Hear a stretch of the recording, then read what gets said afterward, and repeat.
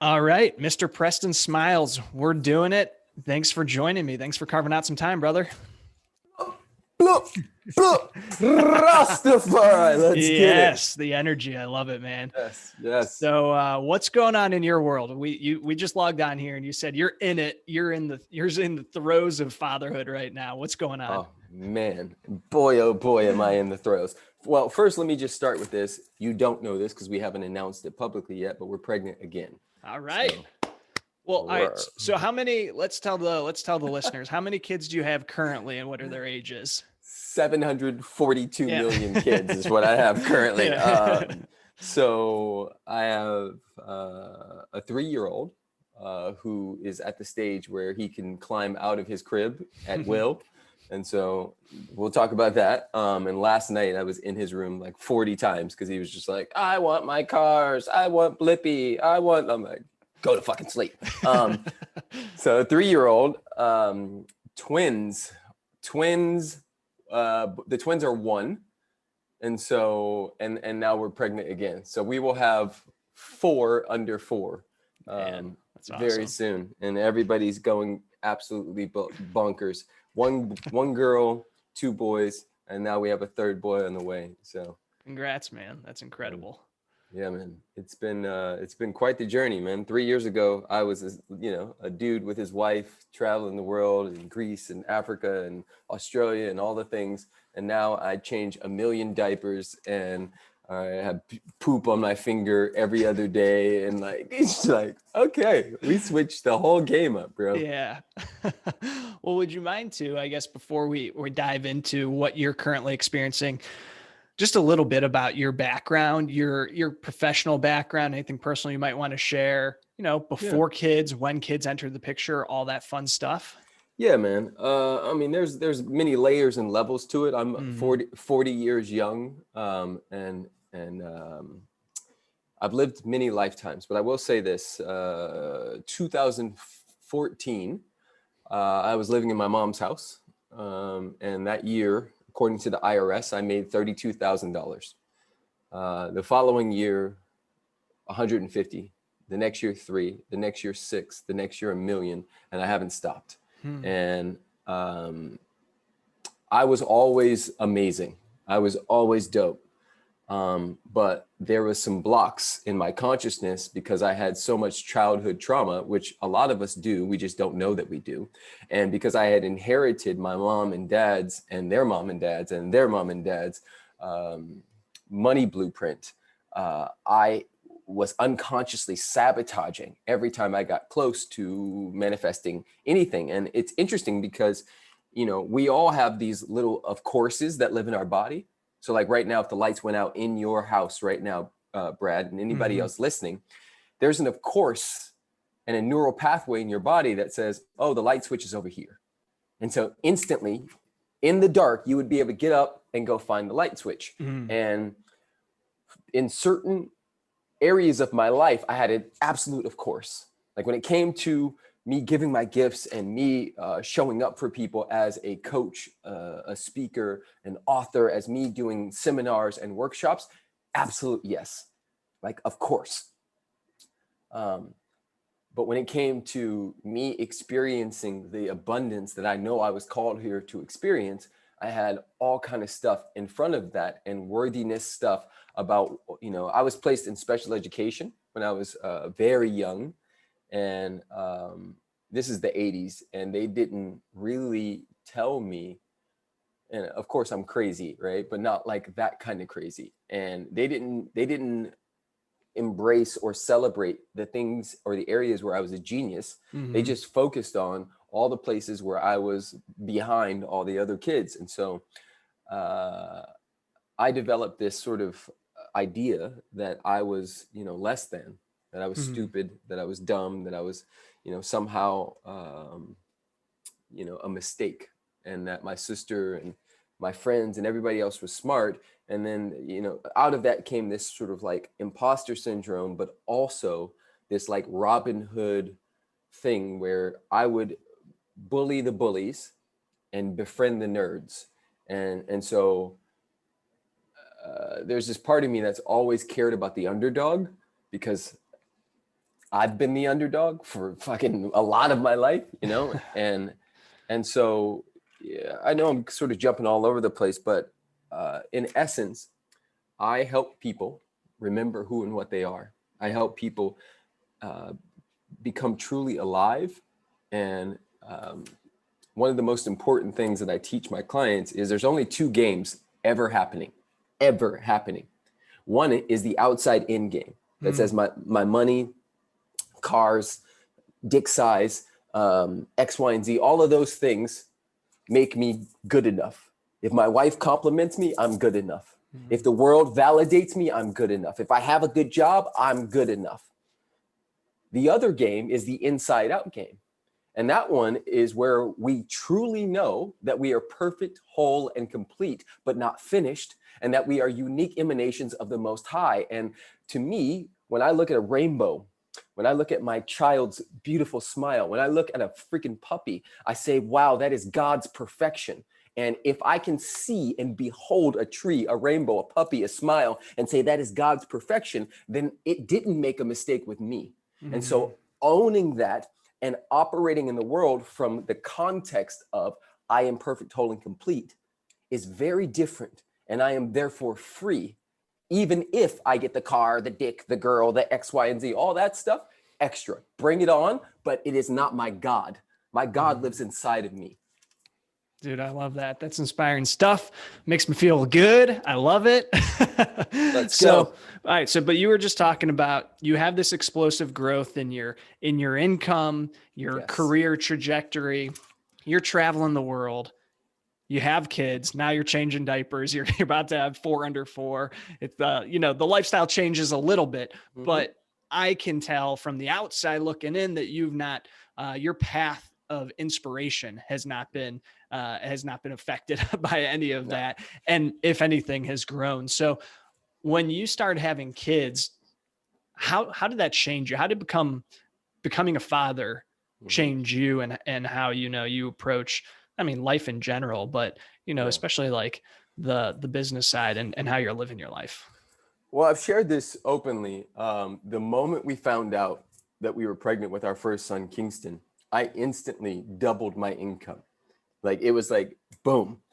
And I'm sure all the fathers listening understand this. There's a biological thing that happens for women when they get pregnant, right? They instantly know they're already a mother, and their consciousness is protect the baby.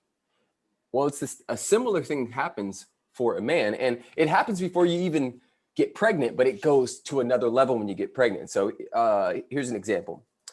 No matter what, if I went out with a girl when I was single, in my mind, it was my job to pay for that dinner or for that movie, right? Now we can say, we can call that nature or we can call that nurture. I think it's a little bit of both, right? It's the way that we raise little boys, and there is something chemical in us that is here to protect and serve and to hold space for our partners, right? And so I already had that in me, just being a boyfriend and then a husband. But the moment this little beautiful, innocent being chose us, it's like I found another gear, and I recognized that me saying no is actually what reveals what I'm truly a yes to. And previous to Kingston, there was still some people pleaser and everybody wants me to do this or that. Come speak here, go do my podcast, do the X, Y, and Z, all the things. And I'd just be like, yes. And a lot of times it didn't have money involved in it.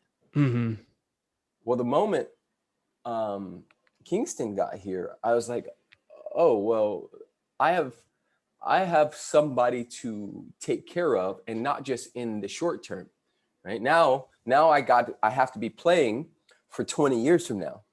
I'm not just thinking about what's happening this year. I'm thinking about, 18 years from now. What I do today affects what happens over there, right? It's the game. Discipline today creates opportunities tomorrow. And so, and success occurs when preparation meets opportunity. So am I prepared for the opportunities? And I began to say no to the good so I can say yes to the great. And what happened was instantly my income doubled. And there was this sacred part of me that was, I had like a full, like, fuck it and fuck you mentality in the most clean, beautiful way possible. Right. Yeah. Like, if that makes sense. Dude, it does. Two things come up for me when you talk about that. One is when we first found out she was pregnant, I was at work and she was like, she was going to surprise me or tell me, but she happened to be like, she peed on the stick and was looking at it and turned positive. She goes, "We're pregnant." It just came out of her mouth. She's like, "We're pregnant." And I'm like, that's awesome. And then the second thing, my second reaction was, I got to up how much I'm putting into my investment account. She's like, "What?" I'm like, "Oh my," I start freaking out. I'm like, we got to start getting more strategic about this shit. Yes. And she's like, "What? I don't understand why you're talking about that." And then my, a sales mentor told me when we were expecting, he's like, "I don't know what it is, but every sales guy I work with after they have kids makes way more money." And I'm like, "Oh, that's interesting." Truth. My daughter's just over 1 now, and this year I'll probably make close to double what I was making before we had her. Yes. And it's so weird that you bring that up, because it's, and I don't know what it is, but you're shedding some light on it. It's that internal, it turns that piece of you on. That's like, okay, sure. I gotta provide. It's time to get to work here. Here's what it is. Previous to a kid, everything is about you, right? It's me focused, right? Stayed out late. Do I want to get up early, right? Well, if it's only me, fuck it. I'll just stay asleep. Right. But the moment it's no longer just about me and there's somebody else involved in this equation that needs me, it's 10 times easier to go hard for someone like that than it is for you to be left to your own devices and it just be about your emotions and your hunger pains and your sexual proclivities and all of that stuff. Those base desires are not wrong or bad. However, I find that men usually go one of two ways when they find out they're pregnant. They either go game on, time to level up, or they shrivel up into a little cocoon and think about all the things that are going away and sort of like descent into the little boy. And either they run actually or they run emotionally and they disconnect and they want to figure out a way to still be able to do blank, blank, and blank. And I tell people all the time, like, yes, being a parent is definitely challenging. And there's nothing greater on the planet. There's no drug, and I've done all of them, not all, but a lot of them. There is no drug on the planet more fulfilling than waking up and seeing that beautiful little smile. There's nothing on the planet more touching than having your baby lay on your chest and look up at you. There is nothing more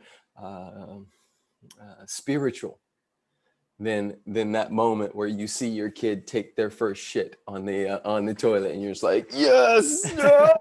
Like, there's all these little milestones and beautiful things that are, yes, you have to die. Some things have to die. Some things have to go away. And that's why I actually do suggest that people, like I said, I'm 40, right? So in technical terms, I'd be an older dad, right? And I'm grateful for that. I'm grateful that I went ballistic all those other years. So because there's nothing, I don't think I'm missing anything, right? I've been in Mykonos on the beach, dancing and partying, till the sun comes up and all of that stuff. I've been at Burning Man going absolutely bonkers, right? Off my head in the best way possible. I've been in Africa in the bush building clean water wells. I've been in Australia leading workshops for years. I've done all these things. This is the challenge. This is the one. And for some guys listening, you haven't done those things. And so there's probably a part of you that's like, fuck, when, how? And I guarantee you that if you put in intention to have those things happen once a year, by the time your kid's 7, 8 years old, you would have already knocked down so many things. And I know I'm jumping around, but here is why we're able to do what we do in the way that we do it, right? A lot of people think they need to do it by themselves. Mm. They reject help. I don't reject help. We have an army of people helping us. And grandmothers and sisters, and we have a nanny, 3 babysitters. Like, we have a whole crew to help us, especially in these early years while the babies they won't have explicit memory. So explicit memory doesn't usually come until after 3 to 5 years old. And so, but they'll have implicit memory, they'll have body memories. So to go into some of the science of this, my kids will remember how their bodies, their nervous system will remember how much love they received from the womb to 3 to 5 years old. They won't have a cognitive memory. They won't be able to say, oh yeah, we went to that water park at this date, or we moved from LA to Texas on this date, or X, Y, and Z, but their bodies will remember. And so we surround them with love, and we also surround them with different types of people and personalities so that they're learning and growing, not just from us, but we're doing it like they do in Africa and different places where they do it in the village. Yeah, that's beautiful. And one thing I want to circle back to is we talked about kind of that natural, well, it could go one of two ways. Either men grow and they expand and they get after it, or they kind of shrink and run and hide when they enter into that phase of their life. Obviously for you, it was the former, Yeah. but I'm also curious, once you had kids then and your son was around, you go from having all of your time being free, your own, you're in control of your schedule, to now there's this human being that you're taking care of. And, like you said earlier, they're pooping, they're learning, you want to be with them. How does that, from just a time perspective, how did that impact you and how you approached your business? Now having that whole new element to add to your schedule and your calendar. Yeah, man. Gigantic. It still affects my business. And I would say in the positive, because I'm working with limited time, right? I get more done. I'm not sure if you understand or know about Parkinson's law. Do you understand that or know what Why that don't is? you go into a little bit? I know of it, but you Yeah. could probably fill me in a little bit. Basically, if you give somebody 6 months to do a project, it'll take 6 months. If you give somebody 6 days to do that same project, it'll take 6 days. It's just how we work. If you say, hey, you have, a year to get this done, you will take the full year. But if somebody says you have 1 month to get that done, it will for sure happen inside of that 1 month. And when you have a child and you're working with limited time, you get really ninja about what matters and learn how to prioritize things in a particular way. I often try to price people out of their offers to me. So I'll say, you know what? It's got to be 20,000 if you want me to do that speech. And most of the time people say no, but sometimes they're like, yes. And I'm like, all right, cool. I'll do the speech. Yeah. But I tell people this all the time. The hardest part about being a dad is not the dad part. It's the wife or partner part. It's 10 times harder to be in a conscious relationship than it is to show up for this beautiful being that you love basically unconditionally, and they love you unconditionally. That is super easy. What gets tricky is when you go to love on that being and your partner's like, excuse me, don't do that, or pick her up this way, or don't do that. And you're like, are you like, last time I checked, we created this being. And last time I checked, you aren't my mom or dad. You don't get to tell me what to do. And it's like people go at it. And that's what creates most of the dissonance inside of the idea of parenting. I was sharing this on my social media the other day that, 67% of couples break up within their first year of having a baby. And I was breaking down like some of why that happens. And this is a part of it. It's most of us have not been taught or trained or given, even in the movies and stuff, they don't really show you or let you know that, like, the woman's going to have e- essentially birth trauma. Even if the birth goes well. We had our son in an apartment in Venice Beach with no drugs. A doula and a midwife were in the living room. My wife and I going apeshit, her going bananas in an apartment on our bed in Venice Beach. And, you know, 10, 13 hours later, you could say, oh, it was a beautiful birth. But there's still a birth trauma that goes into that. There's still a whole bunch of identity shifting. And what women think is they think that they're the only ones going through it.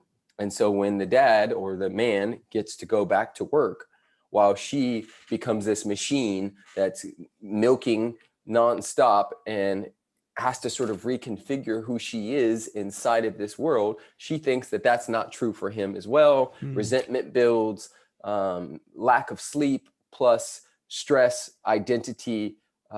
There's so many factors that Hormones. go in. Yes, that, bro. Sex, right? Some guys are extremely attracted to pregnant women, and some guys are repulsed by them. And so, okay, if the guy is repulsed, I'm not. I love pregnant women. I want to have sex with my wife all the time, especially when she's pregnant. But the guys who and no shade to anybody. Everybody has their preferences, but the guys who don't want to have sex with their wives while they're pregnant, you have to understand the psychological triggers that go on for that woman, right? You think she's just, after she has the baby, she's like, yeah, come on in. I just destroyed my vagina. Come on in. And you didn't want me for fucking 9-10 months, but yeah, come on in. That's exactly what I want, is for you to have sex with me when I'm still bleeding and I've ripped my vagina, and yeah, come on in. And so what happens is there's dissonance there, and then guys start to jack off to porn and like start leaning on things that are unhealthy and open Pandora's box, and then that can lead to all kinds of craziness. And so I coach people who've had all of these things, and because I've been through this whole process, I know where it can go. And I've been able to hold the high watch and stay right in the middle and be aware of it to the degrees that I can. But it's a tricky game, man. Oh, no doubt. And speaking of it being a tricky game, on the parenting side and the relationship with your kids, I know we hinted at it, but you mentioned that, you're in the thick of it now. You're going through some challenges. What are some of the challenges, you're overcoming? We can use what you're going through on now if you want, or just on a daily basis. What are some of those things that maybe you didn't expect, or you're just, you're growing through? Yeah, it's more of the growing through, because at this point, I expect the unexpected. I expect that anytime I get used to one thing, that it's probably going to go away in the next 2 weeks. And so last night, for example, went to bed about 9. By 10:30, the first baby's up, screaming, yanking the crib, going bananas next to the other baby that's asleep, right? So the twins are sleeping next to each other. So wife gets up, I get up, but I don't get out of the bed. She goes, gets him, does the thing, puts him back. Cool. Midnight, my son, who's the 3-year-old, is in the other room, itching because he got bit by ants at school or something, itching his freaking skin off and crying. So, okay, now I'm up with him. So from 12 to 12:30, that's happening. Get back in the bed, go to sleep by probably 1:30, 2:15, next baby's up, right? Now we're all, this is basically no sleep at this point, right? 3:30 again, 4:30 again, 5:15 again. Now, all of that was just last night. We go to get ready for school. My son says, I'm not going to school. He runs around butt naked. I'm chasing him around the house. I'm like, bro, you're going to school. He's like, I'm not going to school. So now I got to bribe him. You want to go for a hike? Instantly. Yes, let's go for a hike, Dad.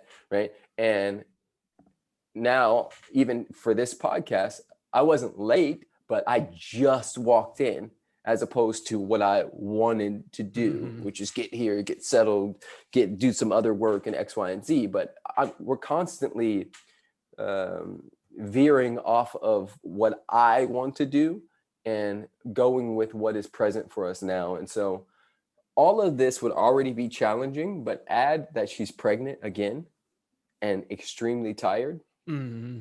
I was talking to a buddy of mine, JP Sears, yesterday, no, not yesterday, before, and a crew of guys, this guy Ajit and Ryan Moran from capitalism.com. And all of us were sort of just like round tabling about fatherhood. And I was saying how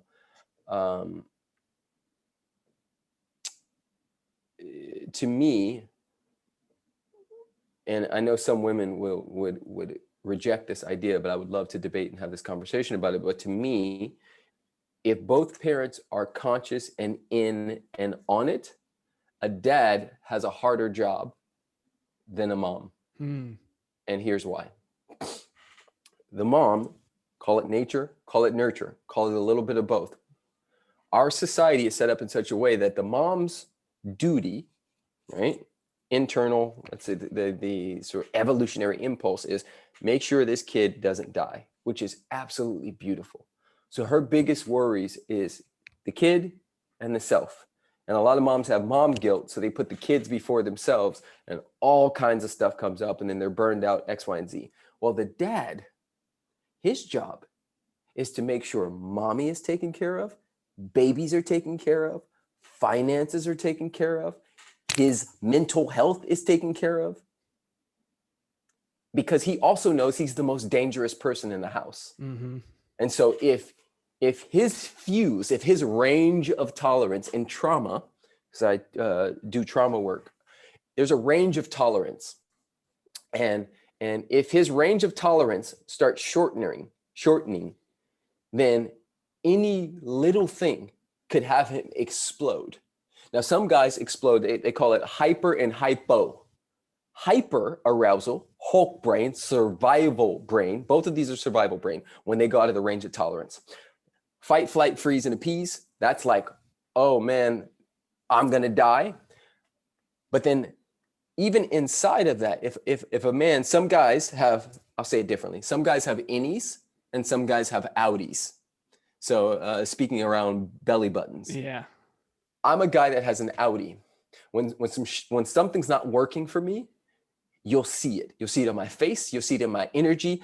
I have no poker face. If I'm mad, and you see it, right? And I'm the most dangerous person in our house. So some guys, if they leave that range of tolerance, they explode. Hyper arousal. Some guys, when they leave that range of tolerance, they go to hypo arousal, which is, let's call it in the basement, where they're quiet, but they're slowly dying every day. And they hate themselves and they hate their lives. And there's all kinds of lack and despair and anger just boiling. They are a ticking time bomb waiting to happen. And this is why, for me, it's so important that men have spaces with other men that they can circle up with and spar and go into the dojo and share what's up for them, and knowing that it won't be judged. Right. I'm in 3 different men's groups. I created one of them called Man Cave Elite. Nobody can find it. It's behind the scenes. It's all these epic dudes. There are friends, former coaches of mine, like John Wineland and people like that are in this group. Adrian Grenier from Entourage, a bunch of epic humans are in this group that I created. And we go there and we go at it in the best way. We challenge each other. We hold each other. One guy was in there yesterday crying his eyes out because of something that was going on with a woman that he was dating. And it's one of the most therapeutic things in the world to have other guys with you, holding you, there for you.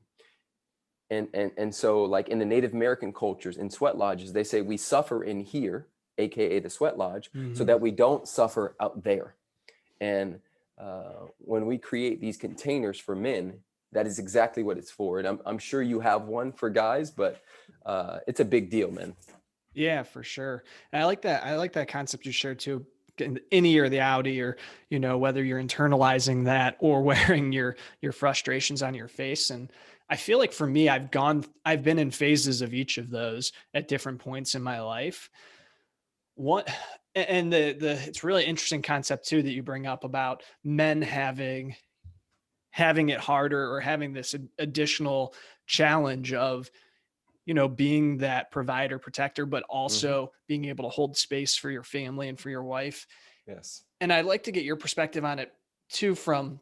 I feel like you're faced with a decision there of owning that, Hmm. and, you know, saying, all right, I'm going to step up as the leader right now of this family, or, and hold that space for them, but Yes. accept and really own that. And I'll be the first one up, the last one to bed, and I want to do that. I want to be that man, versus Yes. being resentful towards it, because that's been something I've consciously had to make a decision where, especially when you're exhausted and sleep deprived, there's been times where I just want to turn to my wife and be like, hey, look at all I'm doing this, and you're not even acknowledging me.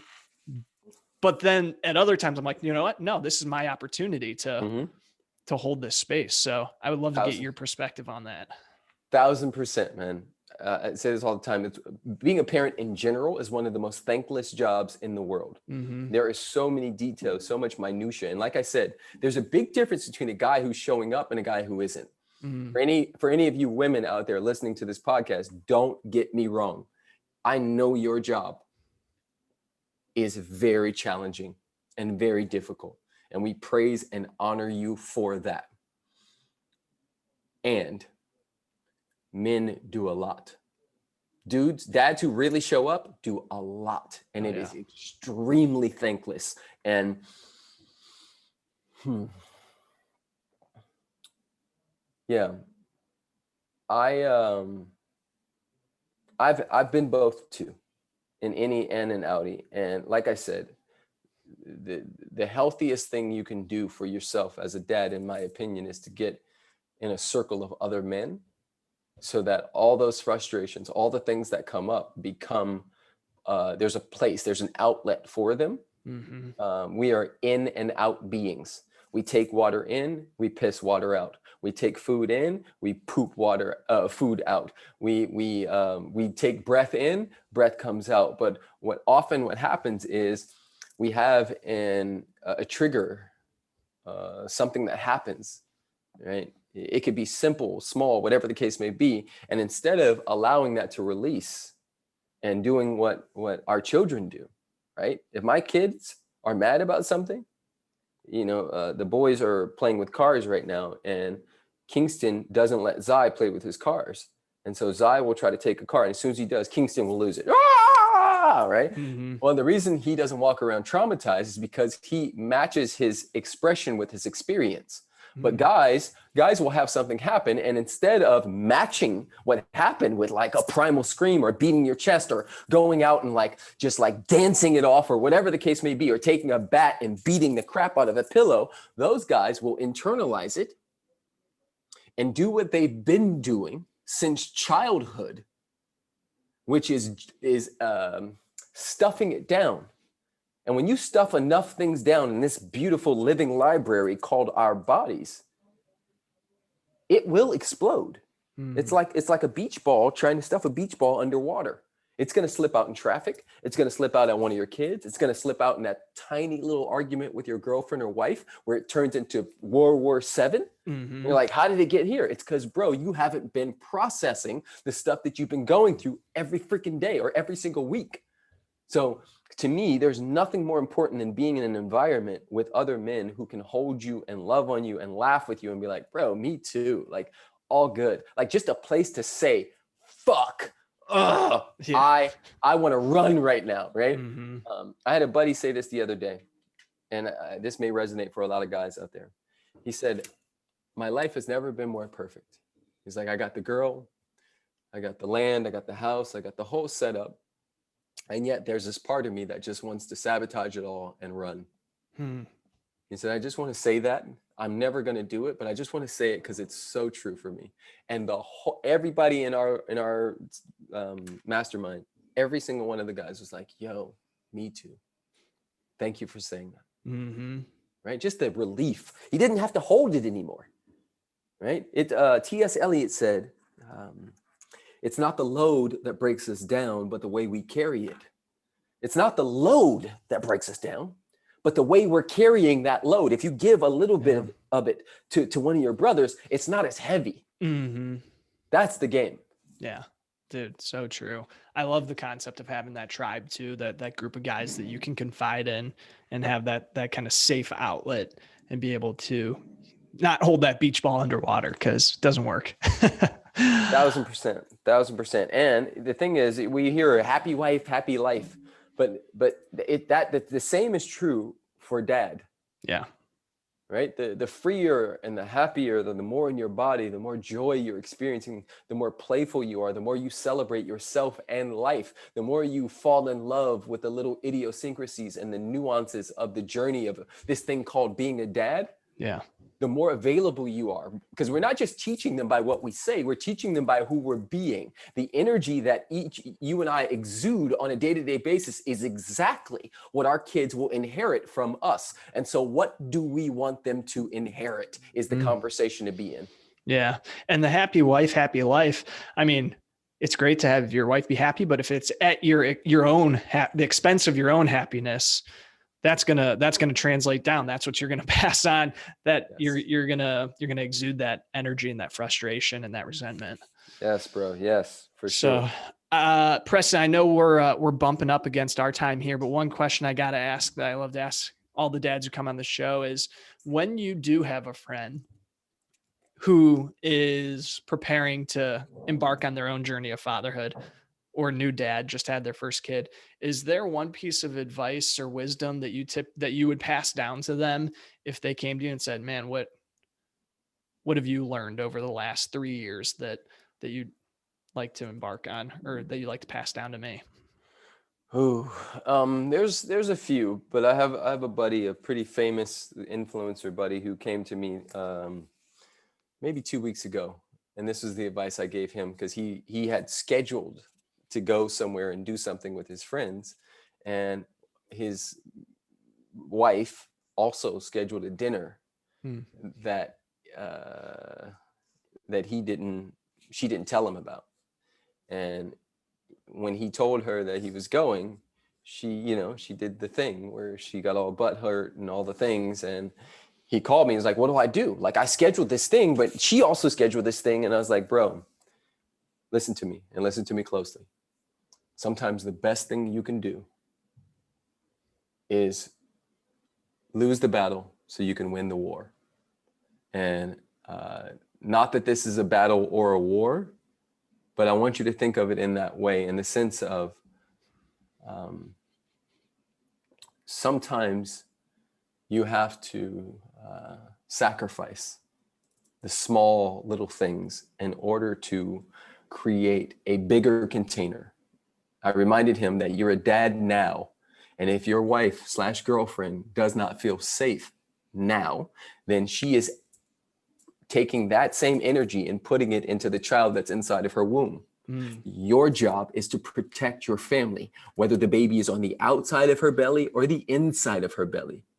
So if I'm not telling you not to go. What I'm telling you to do is to create a win-win. And if you cannot create a win-win, then lose the battle to win the war. That's my advice. I love it. That's beautiful stuff. Preston, if some of the men listening want to follow you, want to keep absorbing some of the wisdom, I know you put a lot of amazing content out. Where would you point them to find you? YouTube, Instagram. I do most of my work on Instagram at Preston Smiles, and you can go to prestonsmiles.com.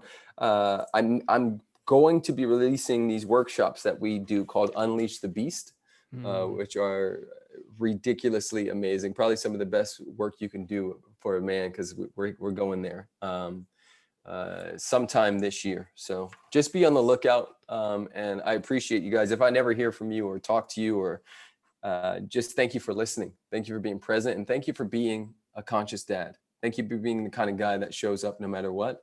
Thank you for living and creating that beautiful being that is your son or daughter or whatever gender they choose. That's awesome. Thanks for being here, Preston. And when Unleash the Beast does come out, if you want to, get on here and talk about it again, I feel like we're just scratching the surface on your wisdom for men and for dads. So I appreciate you. Let me know how I can be of service to you. Thanks, brother.